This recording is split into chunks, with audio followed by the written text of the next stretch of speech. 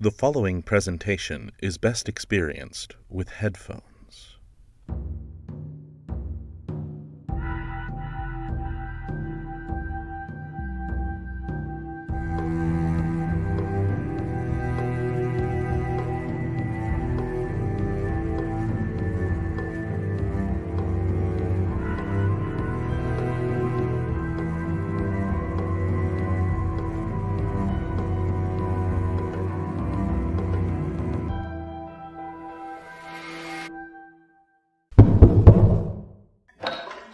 Ciao, hello, honored guests.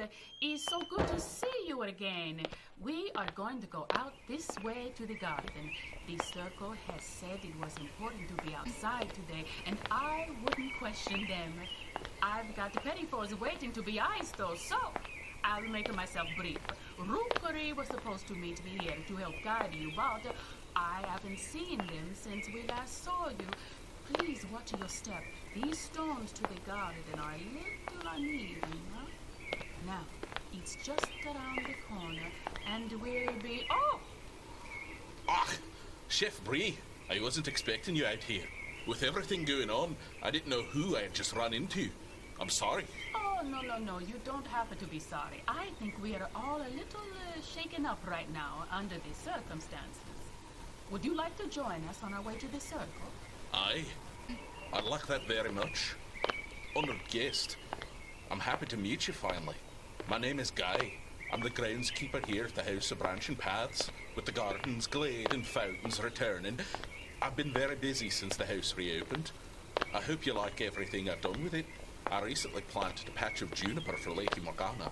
Oh, and the newest addition is the Sweetbriar Rose here. Ah, bello, molto bello. She's so beautiful, such a pretty, lovely pink color. Thank you, Chef. Have you seen Rookery by chance? Rookery? No, Rookery isn't in the aviary. No, not that I know of. We can discuss this and look for Rookery a bit later. Honored guest, we are here. Thank you, Chef Brie. Oh, and hello, Guy. It's good to see you both, and wonderful to see you, honored guests. I thought Rookery was guiding with Chef today. That is odd. Perhaps Rookery had something to attend to. I hope so. We need to keep our spirits up. Lana is right. We can't let anything bring us down. But we must also stay awake to all possibilities. My friends, I do believe I see the crackle of a story on those flames. The fire burns bright, with stories ever knowing. I see what the flames held on to. Indeed, they do have a sense of humor. This story does feature many who cannot stay awake. Do you think that means we're missing something? You think we could be sleeping on something? We need to take things day by day. Nothing new has occurred yet.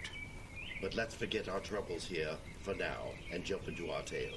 Not just any tale, a fairy tale. A fairy tale that has origins all the way back to the year 1528 in regions of France.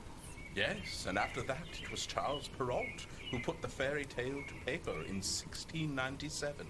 But many of you will recognize this fairy tale by the adaptation in the Brothers Grimm's collection of fairy tales. Published in 1812. Sleeping Beauty.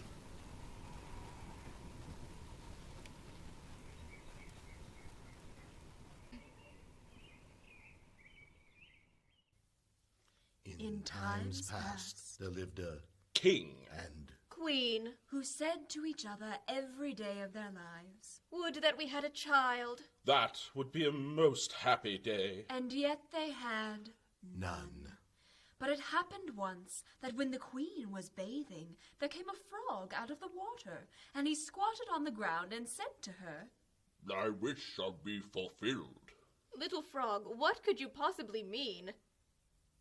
My queen, before a year has gone by, thou shalt bring a daughter into the world. Oh, dear little frog, if you are right, we will be so happy. And as the frog foretold, so it happened. and the queen bore a daughter so beautiful that she resembled a delicate flower. So the king and queen named her Rosamond. The king could not contain himself for joy, and he ordained a great feast after Rosamond was born. Not only did he bid his family, friends, and acquaintances, but also the wise women, also known as fairies, for the knowledge of magic made one very wise. Yes, the king invited them, that they might be kind and favorable to the child. There were 13 of them in his kingdom, but as he had only provided 12 golden plates for them to eat from, one of them had to be left out. However, the feast was celebrated with all splendor, and as it drew to an end, the wise women stood forward to present to the child their wonderful gifts. One bestowed virtue, another bestowed beauty, yet another bestowed grace, and so on. Each of the wise fairies blessed the child with everything there is in the world to wish for. And when 11 of them had said their gift, in came the uninvited 13th. The one known to all as the Dark Fairy. The court and its guests waited. She stared back at each and every one present without greeting of respect. Her eyes stopped on the baby Rosamond. She spoke. Seems a worthy gathering for all. I'm put out I was not invited. You were not wanted. Oh, I see. I had thought it a possible oversight. What do you want, Dark Fairy?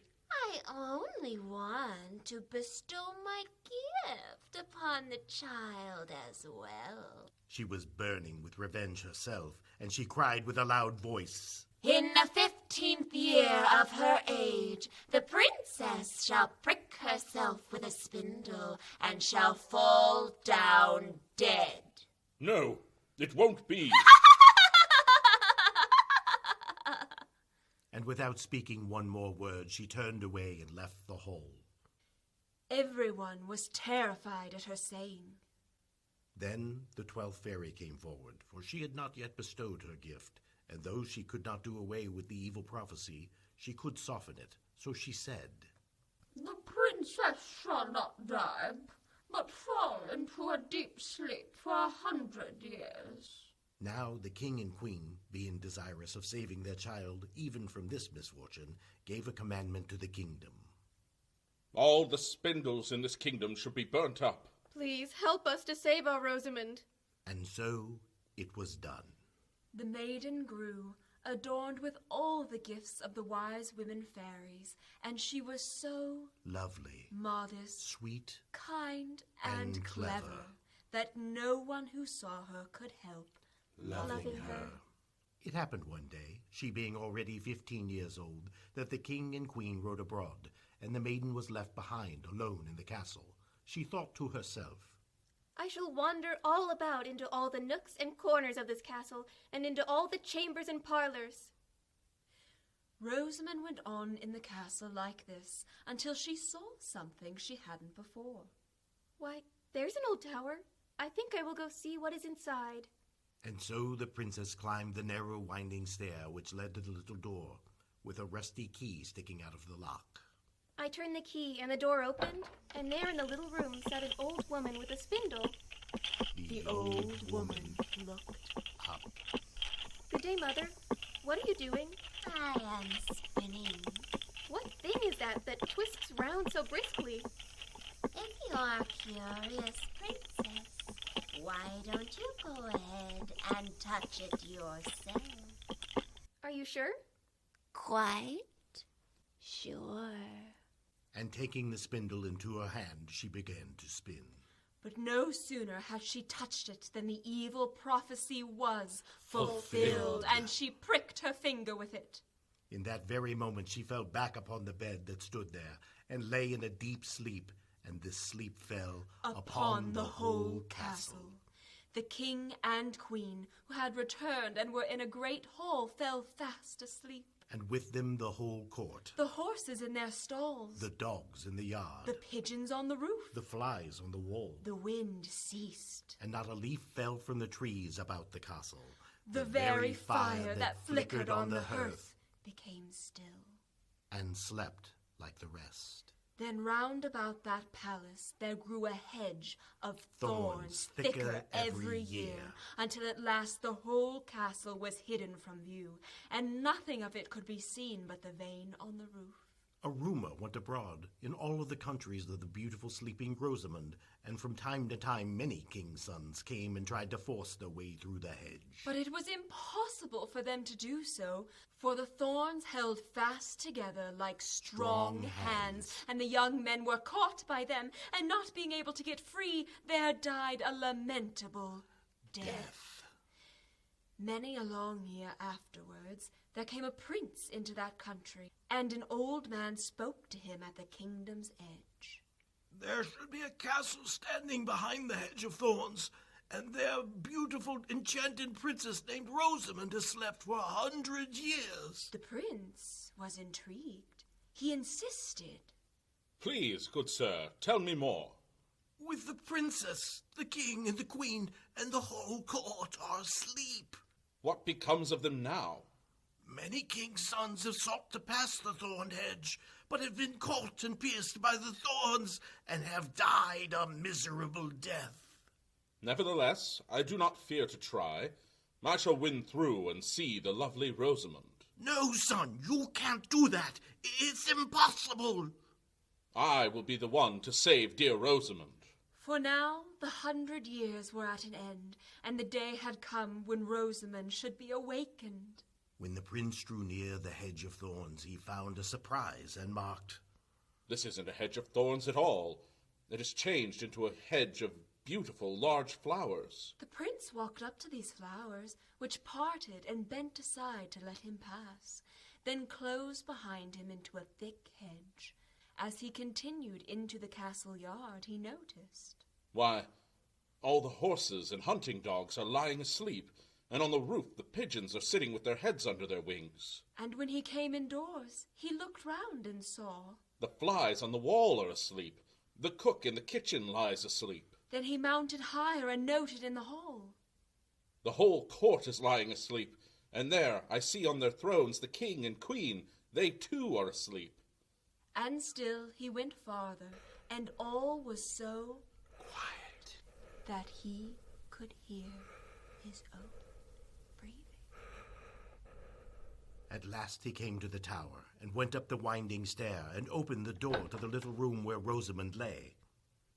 She looks so lovely in her sleep. I don't believe I can turn my eyes away. She awakened. As she opened her eyes, she looked very kindly on him and said, Dear Prince, you have saved me from my sleep. I am ever so thankful. And she rose, and they went forth together. Mother, father! The princess ran to her parents, and the whole court around them awakened as well. They gazed at each other with great eyes of wonderment, taking in the scene. The horses in the yard got up and shook themselves. The hounds sprang up and wagged their tails. The flies on the wall crept on a little farther. The pigeons on the roof drew their heads from under their wings, looked round, and flew into the field. The kitchen fire leapt up and blazed. And they resumed cooking. And all were well. Then the wedding of the prince and Rosamond was held with all splendor. And they lived happily ever after. The end.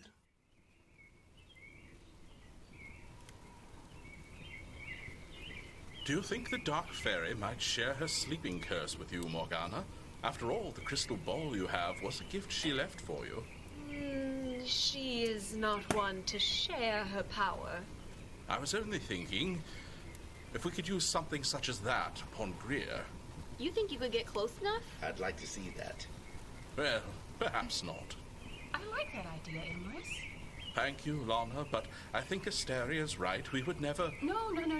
Not just the sleeping curse, but the idea that we could use items, spells, or enchantments from the other story realms to go up against Greer. That is a wonderful idea. We might actually stand a chance. We will need to discuss where and what items we will need. Oh, here comes Guy now. So for now, honored guests, we must say goodbye. Yes, my friend. I do believe I see the crackle of a story on those flames. But for next time... The fire burns low, with stories ever glowing. Wait! Something terrible has happened. What do Oh you mean? my. Goodness. What has happened? Chef Bree and I went to the aviary to look for Rookery, and now they're both gone. Rookery was nowhere to be seen, so Bree and I went farther into the aviary, and Bree was one step ahead of me. I wish I had taken the lead. No, do not blame yourself. Oh, but I wish it were me. Before I could stop it, there was a flash of light, and Bree was gone. I hurried here as fast as I could. Oh, dear. Well, we're so happy that you are unharmed. But that leaves Rookery, Lottie, Claudio, and now Bree in question. Please, Guy, you must guide our honored guests and watch your surroundings. I will. Follow me, honored guests. I promise to guide you out safely. I'll go first. We'll go around this side of the house, here to the front gate. I'll meet you at the front door the next time you visit, honored guests. Please be safe.